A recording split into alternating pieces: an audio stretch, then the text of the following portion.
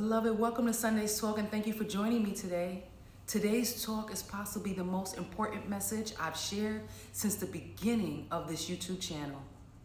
Beloved, today I want to speak about something many people carry quietly, something that doesn't always look like tears, something that doesn't always announce itself as sadness, something that often gets misnamed as weakness, laziness, or a lack of faith, when in truth it is none of those things. Beloved, today I want to talk about depression. This is not a talk meant to diagnose, fix, or shame, but to bring understanding, compassion, and permission to heal. Because here is what I know to be true. When perception shifts, shame loosens, self-judgment softens, compassion increases, and people become more willing to seek support and speak honestly. Beloved, do you realize the most inaccurate and misunderstood belief about depression is that it's a choice or a failure instead of a real experience happening in the mind, body, and soul? And when we misunderstand depression in that way, we don't just get it wrong, we cause harm to ourselves and harm to others. Because when you believe depression is a choice, you start turning inward with blame. You ask yourself, why you're not stronger? Why can't you think your way out of it? Why is everyone else seeming to manage life better than you? And when you believe it's a failure, you start looking at others differently too. You assume they're not trying. You assume they're stuck. You assume they're choosing to stay where they are. And that belief creates distance, not connection. Because once depression is misunderstood, people stop being met with patience and start being met with expectations. You're told to pray harder, to be more positive, to just push through. But depression isn't about effort. It isn't about faith. It's not laziness. It's not weakness. It's not a lack of gratitude. It's not someone giving up on life. It's not someone failing to appreciate what they have. It's a real experience. One that moves through the mind, settles in the body, and shapes how the world is perceived. Because, beloved, just because it is happening in your mind, in your body, and in your emotion does not mean God has stepped away from you. You see, Scripture tells us that God is close to the brokenhearted and near to those who are crushed in spirit, which means your heaviness is not proof that God has left you. It may be the very place where God is drawing near, closer to you. And here's the part that often gets missed. Depression is not who you are. I'll say that again. Depression is not who you are. You are not depression. Depression is not your identity. Yes, you experience it. However, you are not it. You may be moving through it, but it is not the source of you. It is not the truth of you. And it is not the definition of you. So one might ask, if depression isn't a choice, if it isn't a failure, then what is it actually? I'm glad you asked. Depression is what happens when your mind has been carrying more than it has room to hold. It's what happens when your body has been in survival mode so long, it forgets what safety feels like. It's what happens when your soul has been swallowing pain in silence because it doesn't feel like it had permission to be honest. You see, beloved, depression is not random. It's a response. It's your system saying, I've been running on empty for too long. I've been pretending I'm fine for too long. I've been holding it all together for too long. And even there, beloved, God's grace is still present. The grace that whispers, you do not have to carry this in your own strength. The grace that is made perfect in your weakness, not in your ability to hold it all together. It doesn't always look dramatic. Sometimes it looks like moving slower.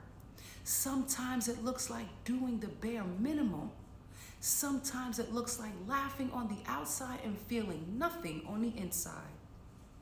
Depression is when joy feels far away, not gone, just distant.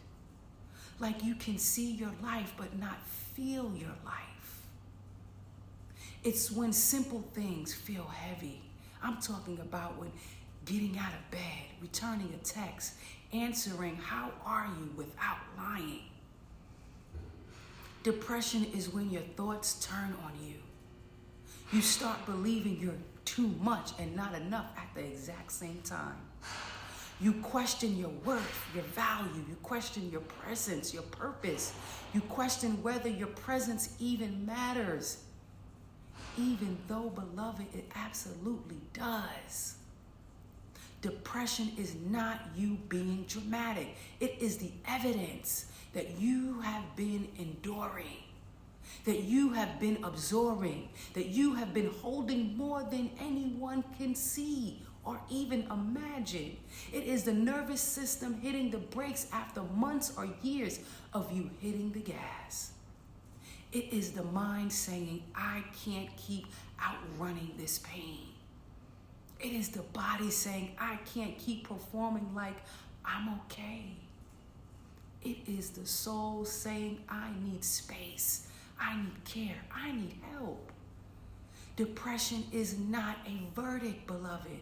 It is information, feedback. It is a signal that something inside of you needs tending, not blaming.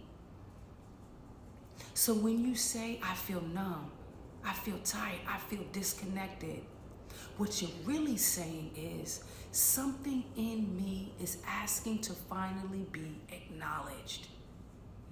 That's what depression is, beloved. Not proof that you are broken, proof that you are human, and that you've been carrying, or better yet, what you've been carrying is asking to be held with some gentleness than you've ever been taught to give yourself. Because, beloved, when depression shows up, it doesn't just live on the inside of you. It starts to touch your relationships.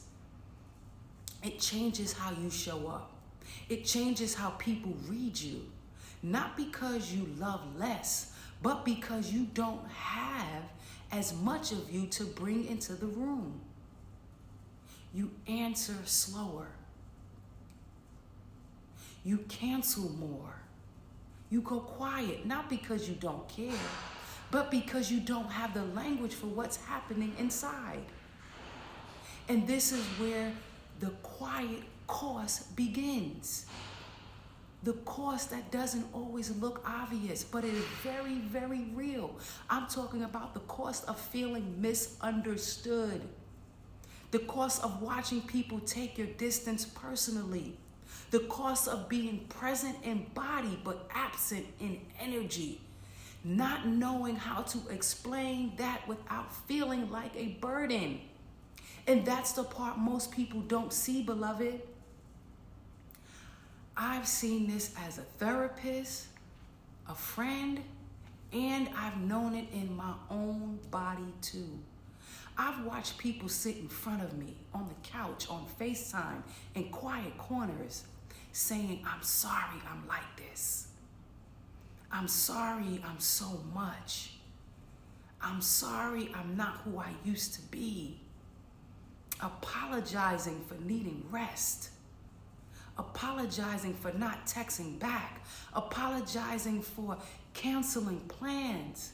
Apologizing for not having the energy to laugh like they used to show up like they used to carry everyone else like they used to.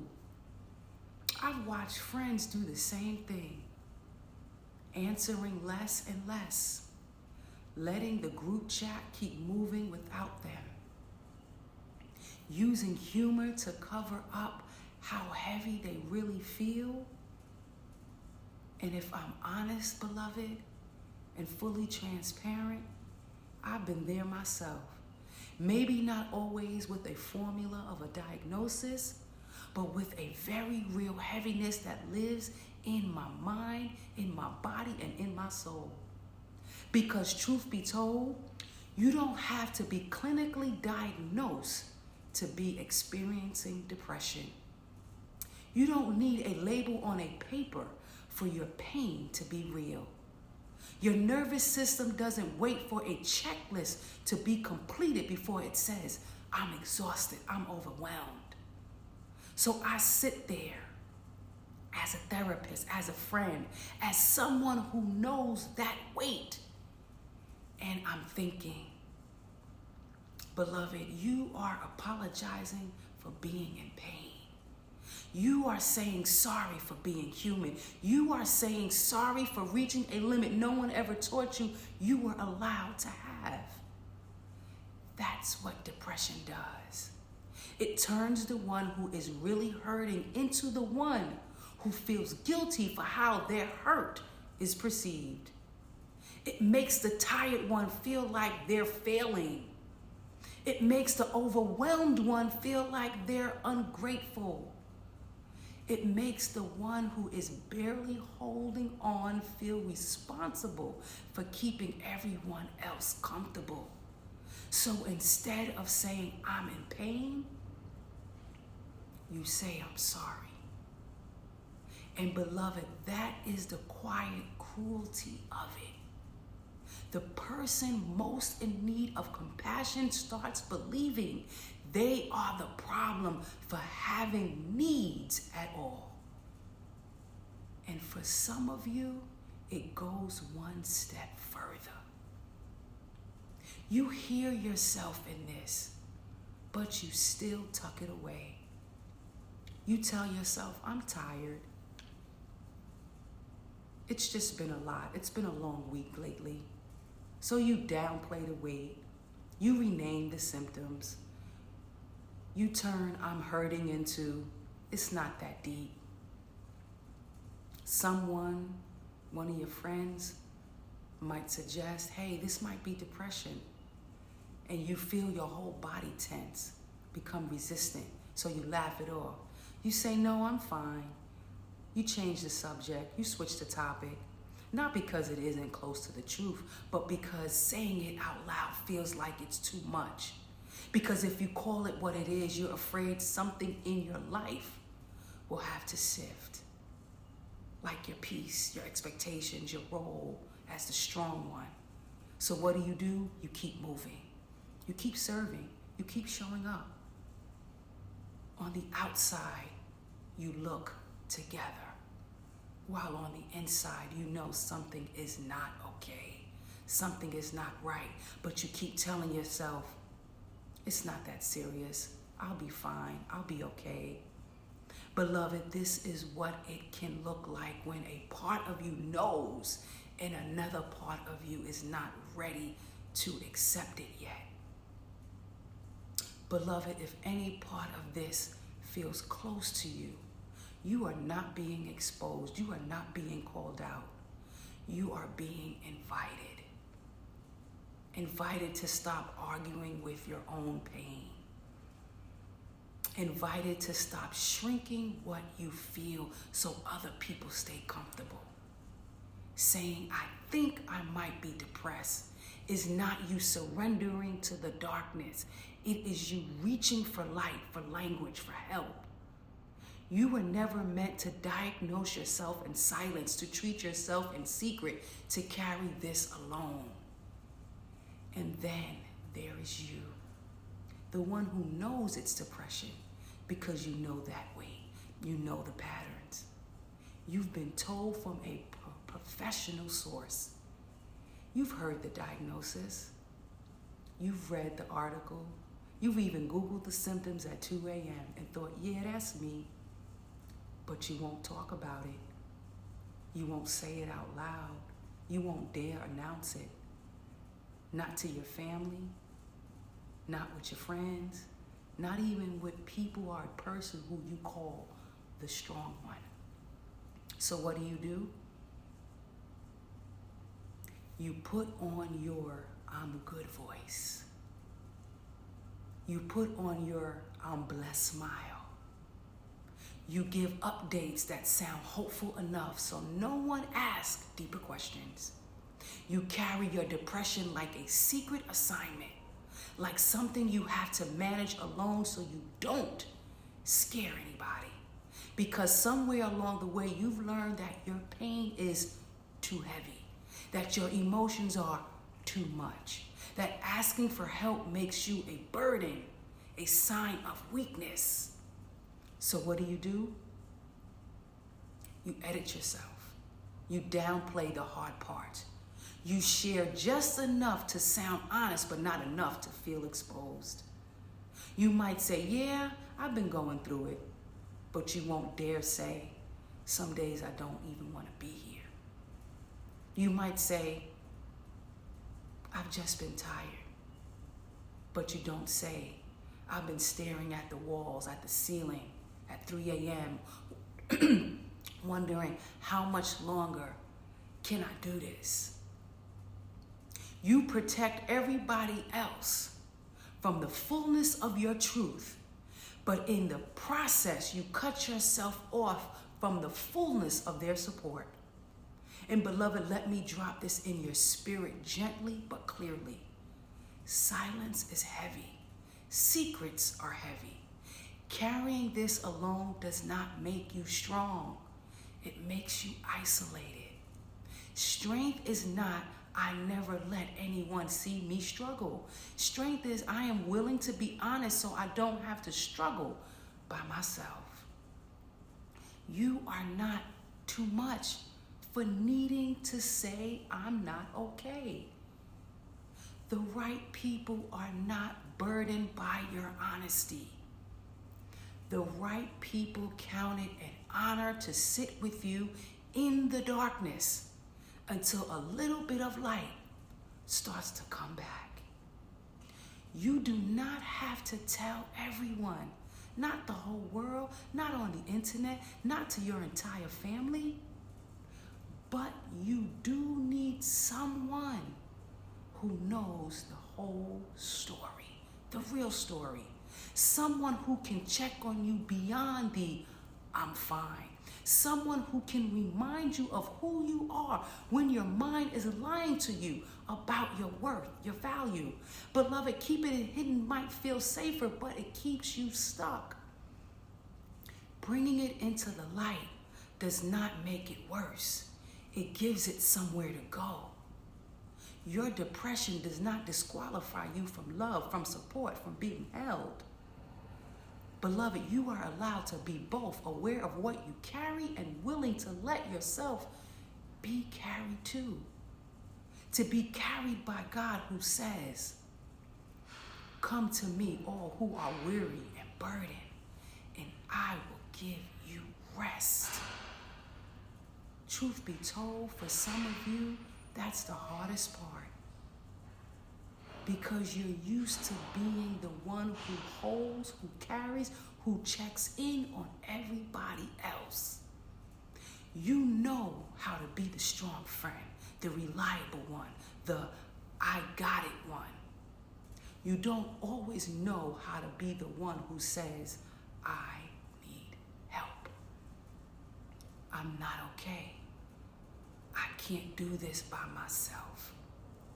So you keep showing up, you keep smiling, you keep functioning, and no one knows how heavy it is to be you. But hear me, beloved, being the strong one does not mean being the silent one. It does not mean you never fall apart. It does not mean you never ask to be held. Beloved, you are allowed to let someone see the weight. You are allowed to let someone sit in it with you.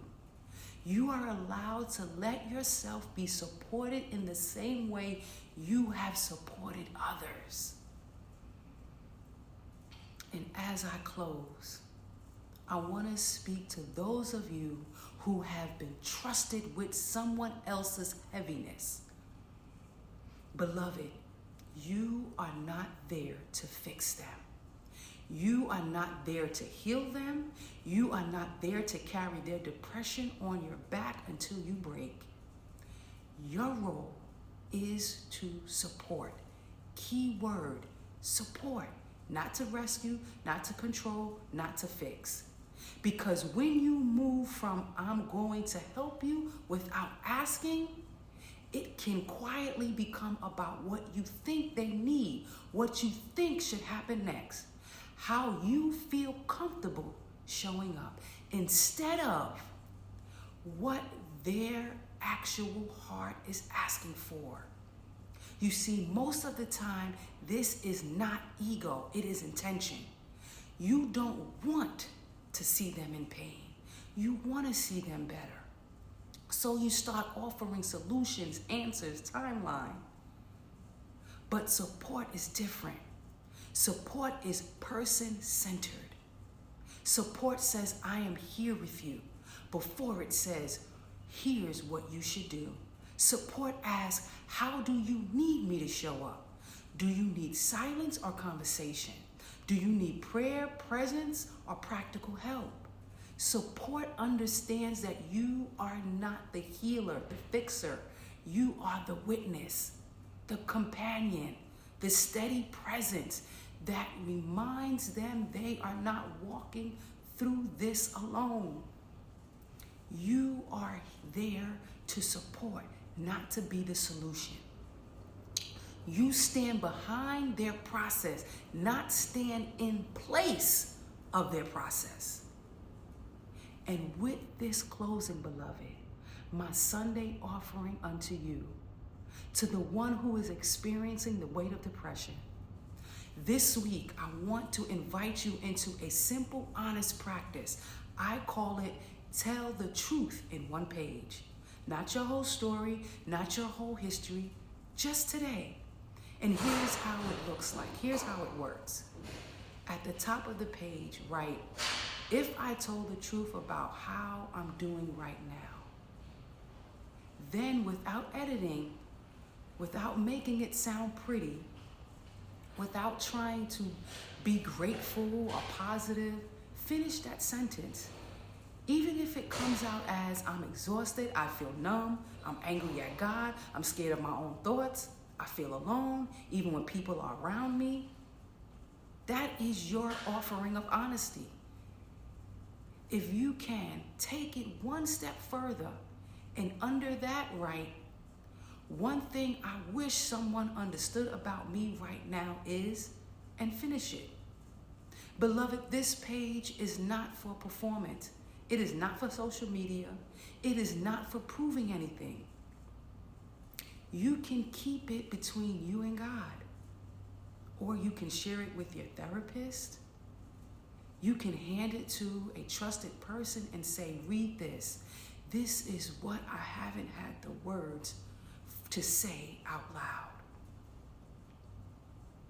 And if all you can manage this week is to place that page before God and say, this is where I am.